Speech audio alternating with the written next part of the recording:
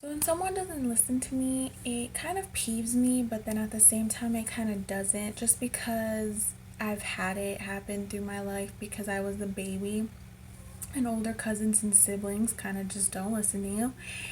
And so it kind of like is brush it off a little bit now that I'm older. I had noticed it happens a lot with my mom. So I live in a different state as her, and I don't talk to her as much. So when I do talk to her, I have a lot to say. And it is so frustrating because she does not do any of the five stages of listening, like whatsoever.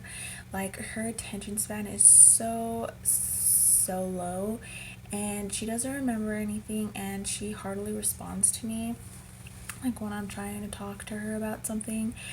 And in a way, like, it affects me negative to talk to her, but then at the same time it affects like positive. And the reason for that is just because positive it affects me positive because it teaches me to be more patient and kind of be more patient, especially with her, knowing her as my mother. And she is getting older and she has a lot on her plate, but just period. And it kind of gives me more of a chance to be like, to not ever do that to someone else, and to give them the time of being heard. And negative effects because I don't want to tell her anymore. I don't want to talk to her that much or tell her really big important stuff because she kind of forgets a lot, and she kind of just doesn't pay attention to when I'm trying to talk to her. So I kind of just like, it kind of makes me more reserved in talking to her, so I don't talk to her as much as I probably should.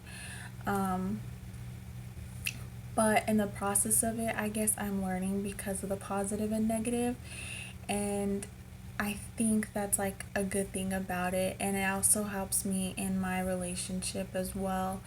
And so in the outcome, like, it affects me positive and negative, but I'm learning from it, and I think in the end it will help me